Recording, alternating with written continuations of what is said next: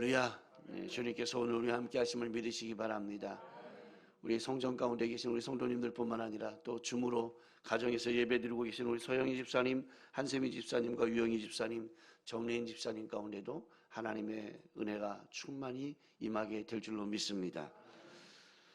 한번 따라해 보겠습니다. 우리에게 좋은 일이 일어납니다. 우리 옆에 분들과 인사하겠습니다. 우리에게 기적이 일어나고 있습니다. 한 번 더 인사하겠습니다. 우리는 주님 안에서 되살아납니다. 주님 안에서 회복의 축복을 누리시는 우리 성도 여러분들 되시기를 주님의 이름으로 축원을 드립니다. 오늘 우리가 함께 봉독했던 말씀 민수기 2장 2절 말씀을 가지고 삶의 중심이라는 제목으로 함께 은혜를 나누고자 합니다. 따라해 보겠습니다. 삶의 중심. 예, 사람마다 삶의 중심은 각기 다 다릅니다. 어디에다가 중심을 두고 사느냐, 어디에다 관심을 두고 사느냐에 따라서 그들의 인생은 전혀 다른 인생이 되어진다는 것입니다.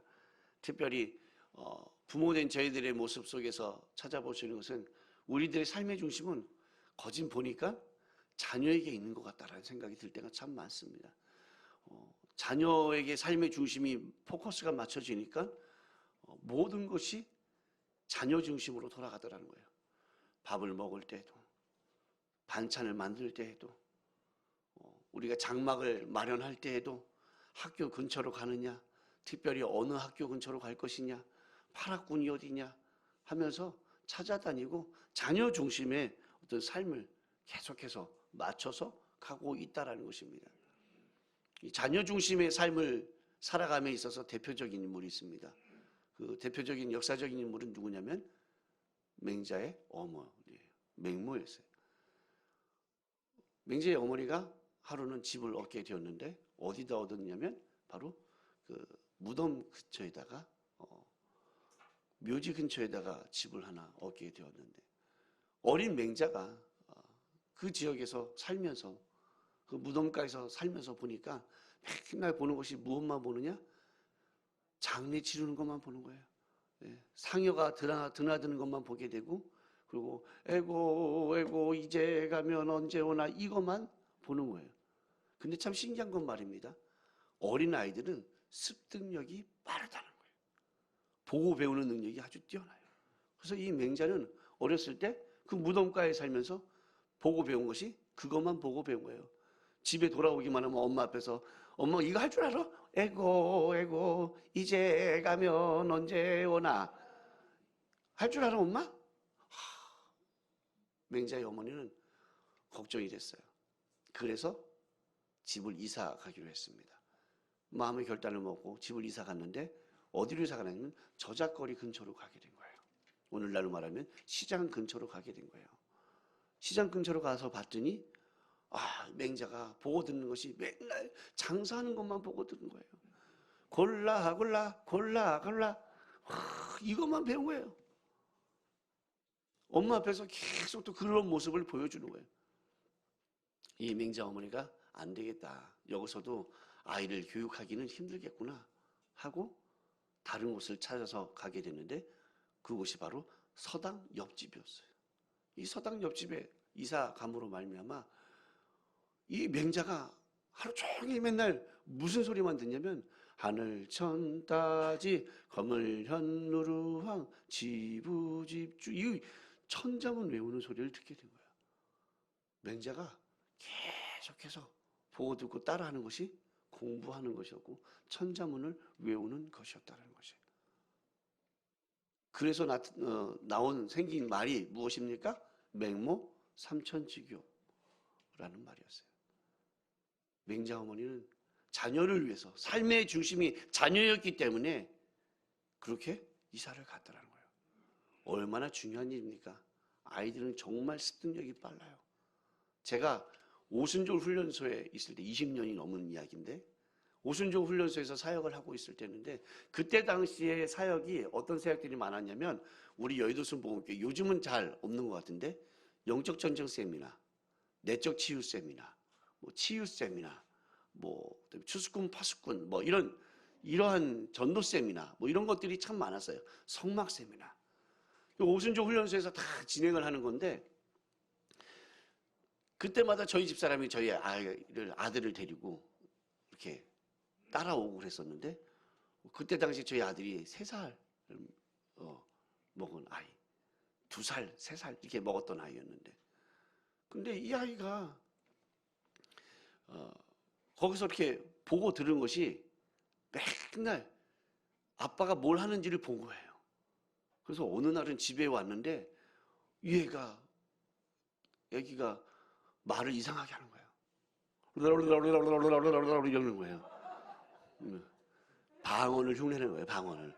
그랬더니 지 엄마 머리에다가 그래서 안수를 하더라는 거죠.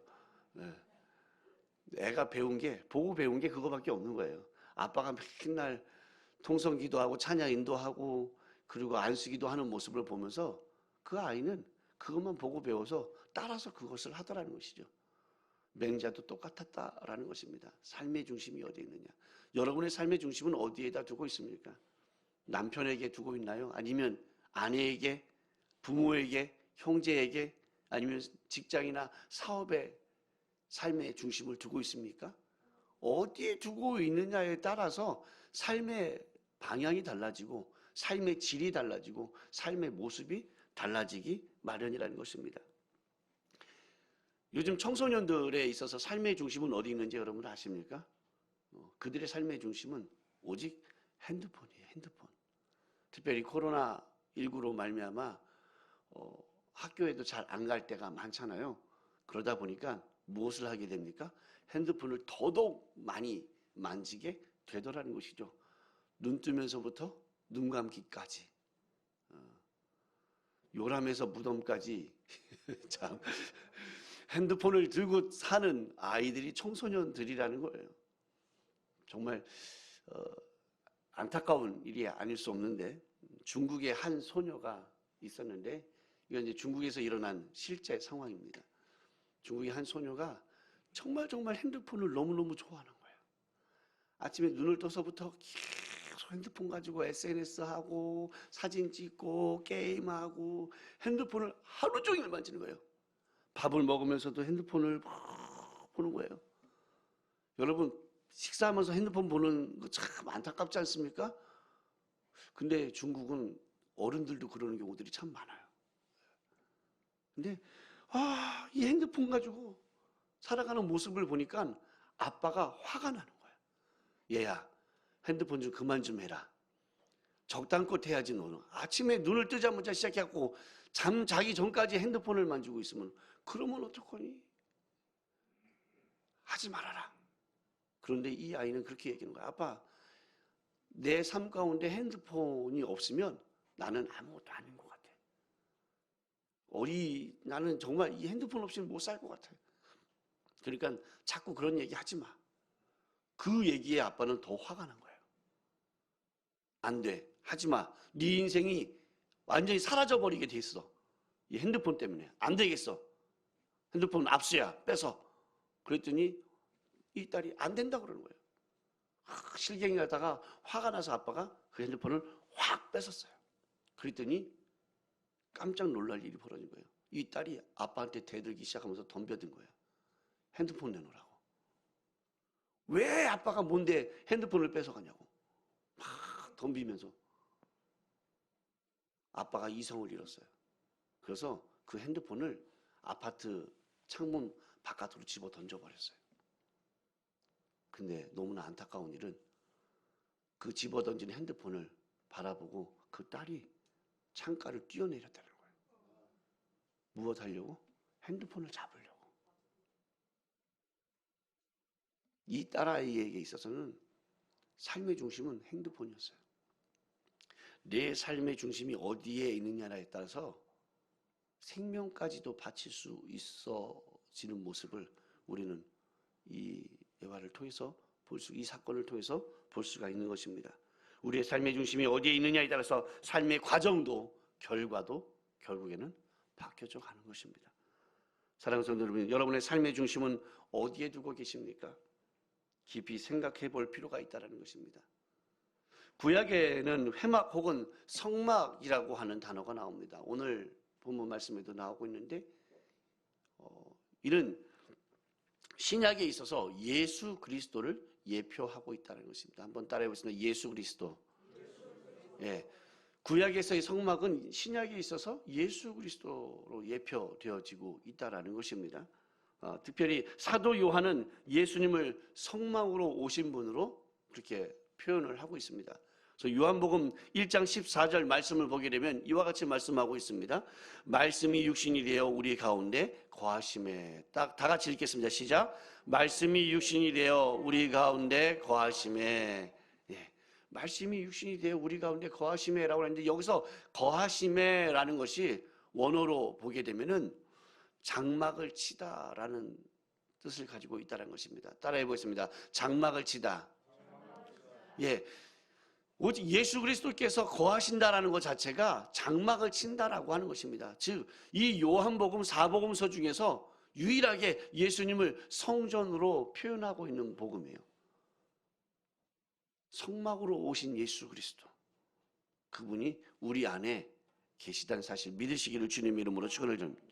오늘은 이스라엘 백성들이 성막을 중심으로 어떻게 살아왔는지, 이스라엘 백성들 가운데 어떤 의미와 그런 역할을 하고 있었는지 한번 알아보고자 합니다. 첫 번째로 이스라엘은 성막을 중심으로 진을 쳤다라는 것입니다. 한번 따라해 보겠습니다. 성막을 중심으로 진을 쳤습니다. 예, 이스라엘은 성막을 중심으로 진을 치고 살았다라는 것입니다. 민수기 2장 2절 말씀 보게 되면 이스라엘 자손은 각각 자기의 진영의 군기와 자기의 조상의 가문의 기호 곁에 진을 치되 회막을 향하여 사방으로 치라라고 말씀하고 있습니다. 성막이 있으면 그 성막을 중심으로 해서 동서남북 사방에 진을 쳤다는 거예요. 12지파들이.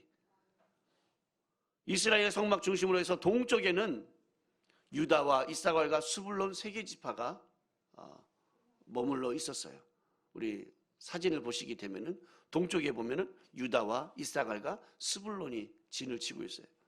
그리고 서쪽에는 에브라임과 므낫세와 베냐민 3개 지파가 또한 진을 치고 있습니다. 그리고 북쪽에는 단, 아셀, 납달리가, 그리고 남쪽에는 르우벤, 시므온, 갓 지파가 3개의 지파가 그렇게 동서남북으로 나뉘어서 조금 더 보여주시지. 얼른 나가셨네. 예. 이렇게 자리를 잡고 있어요. 그럼 여기서 한 지파가 보이지 않지 않습니까? 어느 지파가 보이지 않습니까? 레위 지파가 보이지 않지 않습니까? 레위 지파는 어디에 있어요? 성막 근처에 있어요. 그래서 성막에서 예배를 또 집례하고 그리고 수종 드는 일을 하고 있다는 거예요. 성막을 지키면서 수종 드는 일을 하고 있어요. 저렇게 보면은 성막을 중심으로 동서남북으로 진을 쳤는데 뭔가 좀 잘 정렬되어져 있는 것 같고 뭔가 군대 같아 보이지 않습니까? 또 이렇게 딱 보니까 십자가 모양이 나오기도 합니다. 군여를 정렬할 때 이렇게 저렇게 잘 동서남북으로 잘 한다라는 것입니다. 그래서 거기에 표현되는 이야기들 중에 보면은 이 진의 형태는 군대식으로 되어져 있는데 민수기 2장에 쭉 읽다 보면은 이 이스라엘 백성들이 그 진을 친 것에 대한 이스라엘 백성들을 표현할 때 그 군대는 이라는 단어를 사용합니다. 그 군대는. 그 군대는 이라고 하는 것은 무엇을 의미하고 있는 것이겠습니까? 바로 이제 전쟁을 목적으로 이들이 진을 치고 살아가고 있구나라는 것을 잘 알 수가 있는 것입니다. 왜 이렇게 전쟁을 목적으로 진을 치고 이렇게 광야 생활을 했겠습니까? 여러분, 처음에 하나님께서 아브라함을 불렀을 때는 어디로 가라고 합니까? 가나안 땅으로 가라고 했잖아요. 그래서 가나안 땅에 아브라함이 갔잖아요. 이삭과 야곱과 함께 살았잖아요. 그런데 결국에 어디로 가게 됩니까? 결국엔 이스라엘 백성들은 애굽으로 떠나게 돼요. 원래 목적지는 어디여야 되는 거예요? 가나안이어야 되잖아요. 그러면 그냥 거기서 계속 살았으면 되는데 왜 그렇게 떠났을까요? 애굽으로. 가나안 땅에는 아직도 그 많은 원주민들 가운데 죄악이 아주 관영했어요. 그래서 하나님께서 그 죄악을 보시면서 이 이스라엘 백성들이, 아브라함이, 이삭이 그곳에서 범죄할까 봐 나오게끔 했어요. 죄를 짓지 않게끔 하기 위해서 나오게끔 하고, 그리고 결국에는 어디로 가게 합니까? 애굽으로 가서 종살이를 하게 합니다. 종살이를 하게 하고, 그리고 결국에는 40년 동안의 광야 생활을 하게 합니다. 그러면서 하나님의 군대를 만들게 되고, 성막을 중심으로 진을 치고 군대를 만들어서 영적 전쟁을 치르게 하는 거예요. 그래서 강한 군사가 되게끔 만들더라는 거예요. 왜 그와 같은 강한 군사가 되게끔 만들고, 그리고 왜 그만큼 그 광야에서 생활하면서 하나님만을 바라볼 수밖에 없게끔 신앙생활을 하게끔 만들었겠느냐라는 거예요. 그것이 무엇이냐면 종국적으로는 가나안 땅, 적과 꼬리는 가나안 땅을 정복하고 그 땅을 축복의 땅으로서 삼아서 그들이 살 수 있게끔 만들기 위함이었다는 거예요. 가나안 땅에 들어가기 위해서는 쉽게 살 수 있는 것이 아니었다는 거예요. 많은 그 원주민들이 있었고, 그 종족들과 싸워야 됐고, 전쟁을 통해서 그들을 정복해야 됐고, 그들 문화에 깔려있는, 그들 저변에 깔려 있었던 수많은 이단과 사이비의 그 종교들을 이겨가야 했기 때문에 결국에는 하나님께서는 그 많은 세월을 통해서 이스라엘 백성들을 그렇게 훈련시켜 주셨다는 것입니다. 한번 따라해 보겠습니다. 하나님은 우리를 영적 군사로 부르셨습니다. 하나님께서는 이스라엘 백성들을 영적 군사로 만들어 주셨고, 하나님의 군사로 만들어 주셨고, 또 우리 또한 이 세상을 살아가면서 영적 군사로 만들어 주셨다는 사실 믿으시기를 주님의 이름으로 축원을 드립니다. 우리가 하나님의 자녀 되었을 때에도 이와 같이 이스라엘 백성들과 같이 영적 군사로 만들어 주셨기 때문에 우리가 무장하고 영적 전쟁에서 싸워서 승리해야만 한다는 사실 믿으시기를 주님의 이름으로 축원을 드립니다. 죄와 육신과 마귀의 권세와 싸워서 하나님의 나라를 세상에서 구하는 것이 바로 우리의 사명의 본질이라는 것입니다. 그럼 어떻게 우리가 해야 우리가 이 영적 전쟁을 효과적으로 치를 수 있겠습니까? 이스라엘 백성들이 전쟁에서 효과적으로 이길 수 있는 삶을 살았던 것은 성막을 중심으로 진을 쳤기 때문이라는 거죠. 마찬가지라는 거예요. 우리가 오늘날 인생을 살아가면서 우리에게 주어진 믿음의 삶 속에서 영적 전쟁에서 승리하기 위해서는 누구를 중심으로 한 삶을 살아야 되는 것입니까? 예수 그리스도를 중심으로 한 삶을 살아야 된다는 사실 믿으시기를 주님의 이름으로 축원을 드립니다. 예수 그리스도를 중심된 삶을 살아야 돼요. 교회를 중심으로 한 삶을 살아야 된다는 사실 믿으시기를 주님의 이름으로 축원을 드립니다. 그래야만이 된다는 거예요. 무엇을 하든지 예수 그리스도가 중심이 되어야 한다는 거예요. 자녀가 중심이 되었을 때 우리의 모든 삶이, 라이프 스타일이 자녀에게 맞춰지듯이 우리가 예수 그리스도 중심의 삶을 살아가게 된다면은 우리의 라이프 스타일은 어떻게 바뀌는 거예요? 예수 그리스도께로 집중하게 되는 거고 그렇게 변화가는 거예요. 아멘? 그렇게 살아야 되잖아요. 우리 자식을 위해서라도 먹는 것도 반찬도 바뀌잖아요. 아무리 제가 뭘 맛있다고 얘기해도 우리 아들이, 우리 딸이 맛있다고 하면은 그거부터 만들지 제가 뭐 먹고 싶다는 거 만들지 않아요. 네? 자식이 우선인 거예요, 부모들은. 네? 나에게 있어서 어떤 것이 우선인가, 삶의 중심이 무엇인가가 그래서 중요한 거예요. 사랑하는 성도 여러분, 여러분들은 어떠한 삶을 살고 있습니까? 여러분의 삶 가운데에 삶의 중심이 예수 그리스도 맞으십니까? 예수 그리스도가 된다라면은요, 우리의 생각하는 것이나 말하는 것이나 행동하는 것이 그렇게 변화하여져 간다라는 사실입니다. 어떻게 하면 예수님을 기쁘게 해드릴 수 있을까? 어떻게 하면 예수님 기분 좋게 할 수 있을까? 어떻게 하면 하나님을 기분 흡족하게 만들어드릴 수 있을까? 고민하면서 살게 된다는 것이에요. 말씀을 잘 읽어야 되겠지. 말씀을 잘 암송해야 되겠지. 전도를 해야 되겠지. 하나님의 선한 영향력을 끼치기 위해서 내가 어떻게 살아야 되겠지. 예배에 집중해야 되겠지.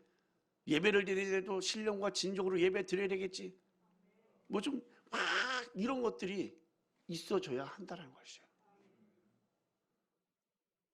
2022년 우리 동대문 성전에 있어서는 회복의 한 해가 된다고 말씀을 드렸습니다. 여러분, 주님과의 삶, 하나님이 우리의 삶의 중심이 되는 그런 회복의 한 해가 되시기를 주님의 이름으로 축원을 드립니다. 두 번째로는 이스라엘 이런 성막을 중심으로 하나님을 섬겼다는 것입니다. 따라해 보겠습니다. 하나님을 섬겼습니다. 네. 삶의 중심이 하나님을 섬기는 삶이었다는 것입니다. 민수기 9장 15절 말씀을 보게 되니까 성막을 세운 날에 구름이 성막 곧 증거의 성막을 덮었고 저녁이 되면 성막 위에 불 모양 같은 것이 나타나서 아침까지 이르렀을 때라고 말씀하고 있습니다. 이 성막은 이스라엘의 영적인 삶, 예배의 삶의 중심이었다는 사실을 믿으시길 주님의 이름으로 축원을 드립니다. 이스라엘 백성들은 그 성막에 구름이 끼고 불기둥이 서 있는 모습을 보면서 이곳에 하나님께서 임재하셨다는 것을 알고 있었어요. 그래서 그 성막 중심에서 예배하는 삶, 하나님을 섬기는 삶을 살 수 있었다는 사실 믿으시길 주님의 이름으로 축원을 드립니다. 항상 성막을 향해서 하나님 앞에 기도하였고 성막을 향해 달려갔고 일이 있으면은 성막을 향해 갔었고 죄를 지었어도 성막을 향해 가서 그곳에서 예배했고 회개했고 감사한 일이 있어도 성막을 향해 가서 하나님께 감사의 예배를 드렸다는 사실이에요. 죄를 지어도 감사한 일이 있어도 기쁜 일이 있어도 슬픈 일이 있어도 성막으로 향하여 갔다는 거예요. 왜? 왜 성막을 향해 갔어요? 하나님을 섬기기 위해서. 그렇게 삶을 살아갔다는 것입니다. 사랑하는 성도 여러분, 학개 1장을 보게 되면 말이에요. 학개 선지자가 어떤 경고를 하냐면 이 바벨론 포로 생활을 하고 돌아온 그런 유대 백성들이 이제 돌아오자마자 무엇을 해야 했냐면은 사실은 성전을 먼저 건축해야 됐었어요. 성전 재건에 힘을 다했어야 됐어요. 그랬는데 이들은 성전 건축은 뒷전이었다는 것이죠. 그리고 자기 집을 재건하고 자기 먹고 사는 거에 힘을 다하고 자기 잘 사는 것에 유익을 취하는 것에 힘을 다하게 되더라는 것이죠. 이를 통해서 학개 선지자가 이렇게 말을 합니다. 이 전이 황무하였거늘 너희가 이때에 판벽한 집에 거하는 것이 가하냐. 너희가 많이 뿌릴지라도 수입이 적으며 너희가 많은 것을 팔았으나 도리어 적었고 너희가 그것을 집으로 가져왔으나 내가 불어버렸느니라. 무슨 연고뇨? 내 집은 황무하였으되 너희는 각각 자기 집에 빨랐음이니라. 여러분, 하나님의 전이 황무하였는데도 불구하고 자신의 집을 위해서 자신의 유익을 위해서 더 열심을 내었던 이들을 보면서 너희가 아무리 많이 뿌려봐라 수확이 많을 것 같으냐? 하나님께서 하고 불어버리면 다 없어질 것이다. 그렇게 말씀하고 있는 거예요. 무엇이 중요하다는 것입니다. 무엇이 중요하다고 말씀하고 있는 것입니까? 하나님의 전이 더 먼저라는 것이에요. 하나님을 섬기는 것이 더 먼저라고 말씀하고 있는 것입니다. 전 세계가 하나님의 복주심으로 경제가 성장하고 그리고 교회가 부유하기 시작했을 때에 더욱더 복음에 집중하고 예수 그리스도에게 집중을 하고 선교에 힘을 썼어야 됐는데 그렇게 하지 못함으로 말미암아 오늘날 이와 같이 코로나19로 말미암아 정말 큰 어려움을 겪게 되었어요. 여러분, 이 코로나19가 2019년도 11월 달에서 12월 달에부터 발현이 되기 시작했죠. 우한에서. 그래서 본격적으로 2020년 1월부터는 본격적으로 중국뿐만 아니라 전 세계적으로 이 우한 코로나 바이러스가 번지기 시작을 했어요. 왜 이와 같은 일들이 벌어졌겠습니까? 하나님을 예배함이 뒷전이었어요. 잘 먹고 잘 살게 되니까 하나님을 예배하는 것이 뒷전이 되어져 버리더라는 거예요. 그들의 관심사는 먹고 즐기는 것에 있었어요. 하나님을 예배하는 것보다 더 중요한 것은 스포츠였고 도박이었고 문화생활이었다라는 것이. 잘 먹고 잘 사는 거예요. 그래서 얼마나 문화가 발달했습니까? 볼거리가 많았습니까? 얼마나 누릴 것들이 많이 있었습니까? 그 시초가 어디부터 시작했습니까? 중국으로부터 시작이 되었어요. 하나님께서는 그로 말미암아 계속해서 심판에 오시기 시작했다라는 것입니다. 우리는 영과 진리로 하나님 앞에 예배해야 될 줄로 믿습니다. 너희는 먼저 그 나라와 그 의를 구하라. 그리하면 이 모든 것을 너희에게 더하시리라 라고 말씀하고 있지 않습니까? 하나님의 나라와 하나님의 뜻을 먼저 구하라고 말씀하고 있는 것입니다. 그것이 무엇입니까? 하나님 앞에 예배하는 일이라는 사실을 믿으시기를 주님의 이름으로 축원을 드립니다. 하나님을 예배하는 것에 더 먼저 집중하셔야 된다는 것입니다. 그래야 우리의 인생이 회복되어질 수 있는 거예요. 나의 인생이 왜 이렇게 힘들고 어렵고 고난이 다가올까? 핍박이 있을까? 힘들지? 회복되어지려면 어떻게 해야 될 것인가? 하나님 앞에 먼저 무릎 꿇고 기도하고 예배해야 된다는 사실 믿으시길 주님의 이름으로 축원을 드립니다. 예배의 성공자가 인생의 성공자다라고 여러 번 말씀드렸지 않습니까? 하나님을 섬기는 것이 우리의 삶의 중심이 되어야 한다는 사실 믿으시기를 주님의 이름으로 축원을 드립니다. 그럴 때에 하나님께서 복을 주시는 것이에요. 그렇게 하지 아니하면은 성경을 보게 되면 학계 선지자는 뭐라고 합니까? 하나님이 불어버리면 다 날아가고 없어질 것이다 라고 이야기하고 있지 않습니까? 안타까운 일들이 많이 벌어지고 있어요. 요즘 중국이 그동안에는 코로나에서 뭐 자유한 것처럼 막 이야기하고 그랬지만 요즘 중국이 비상이 걸렸어요. 코로나 때문에. 제가 사역했던 선양이라는 지역에는 비행기가 끊겼어요. 이제는 못 들어가요. 들어갈 수가 없어요. 난리가 났어요. 코로나 때문에. 물론 베이징 동계 올림픽이 얼마 남지 않았기 때문에 더 긴장하는 부분들도 있지만 왜 이러한 난리가 법석이 일어나고 있겠습니까? 중국 안에 기독교를 핍박하는 모습들이 너무나도 강력하게 나타나고 있기 때문이라는 거예요. 교회 성전마다 십자가가 있는데 십자가 좌우에다가 주석 사진을 붙여놓으라고 하는 거예요. 시진핑 주석 사진하고 마오쩌둥 사진을 양쪽에다가 붙이라고 하는 거예요. 말이나 됩니까? 말도 안 되는 소리죠. 저 연변 쪽에 있는 한 조선족 목사님이 굉장히 지혜로운 지혜를 발휘했어요.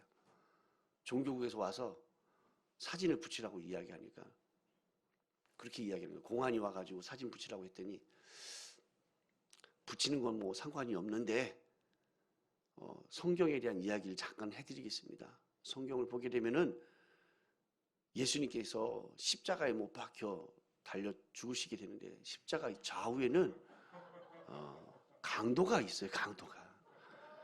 굳이 그 십자가 좌우에다가 우리 주성님 사진을 올리면 좀 찝찝하지 않겠습니까?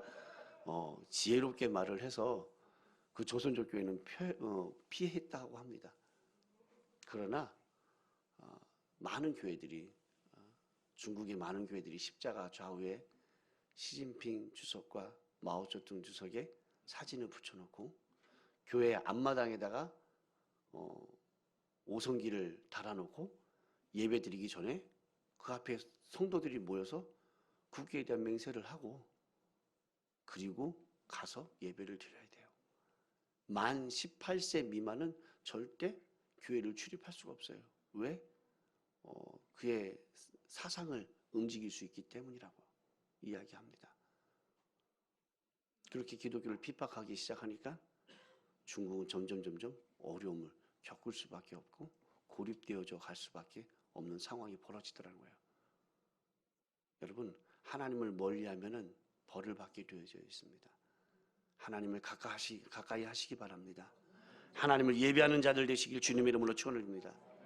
마지막으로 세 번째로는 이스라엘은 성막을 중심으로 이동하였다는 것입니다. 따라해 보겠습니다. 성막을 중심으로 이동했습니다. 민수기 9장 18절에서 23절 말씀을 보게 되면 이 말씀 굉장히 긴 말씀이지만 한번 다 같이 보도록 하겠습니다.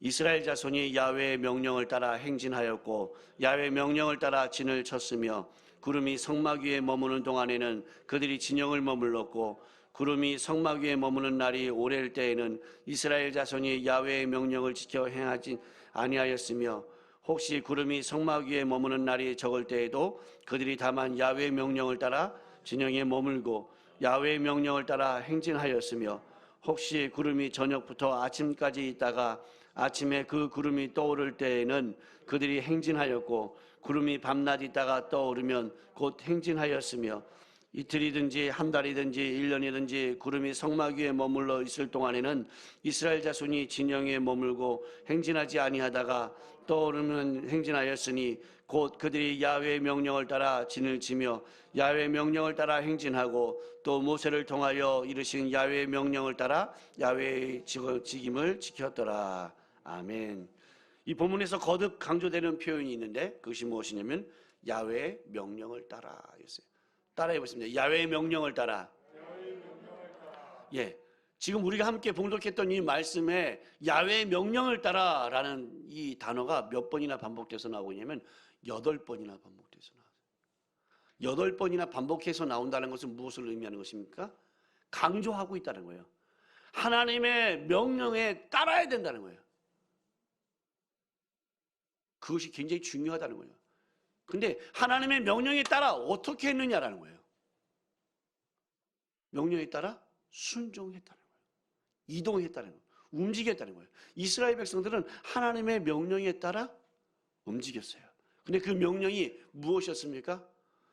이스라엘아 앞으로 가라. 이렇게 음성을 들려주신 것이 아니었다는 것이, 무엇으로 알 수 있었다는 것이 성막에 있는 구름 기둥과 불 기둥이었었어요. 낮에는 구름 기둥으로 밤에는 불 기둥으로 하나님께서 이스라엘 백성들을 지켜주셨는데 그 성막에 머물고 있었던 그 구름 기둥과 불 기둥이 움직일 때마다 가라 명령하시는구나 하고 그 구름 기둥을 따라갔다라는 거예요.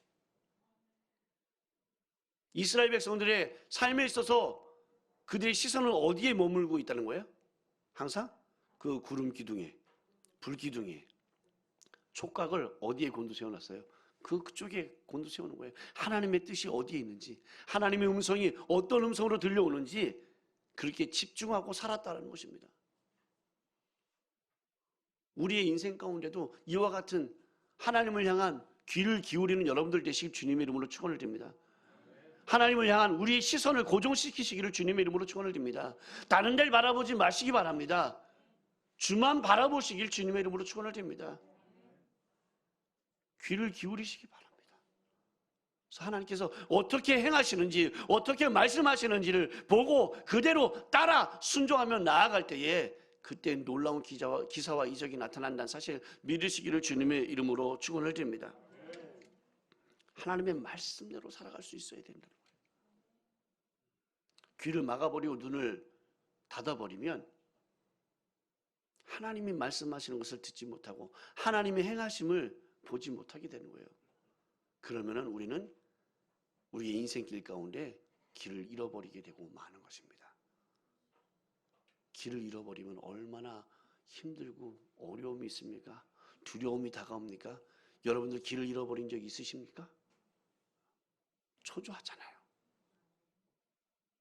생전 처음 가본 길에서 길을 잃어보세요. 어떻게 해야 할지 모른다고 생각을 해보세요. 얼마나 두렵고 떨리는 마음이 있겠어요. 쉽지 않은 일이란 거예요. 우리가 하나님을 봐야 하나님이 가시는 길을 따라갈 수가 있는 거예요. 아멘? 귀를 쫑긋하고 열고 있어야 하나님이 말씀하시는 그 음성을 들을 수가 있는 것이고 말씀대로 살아갈 수가 있다는 것입니다.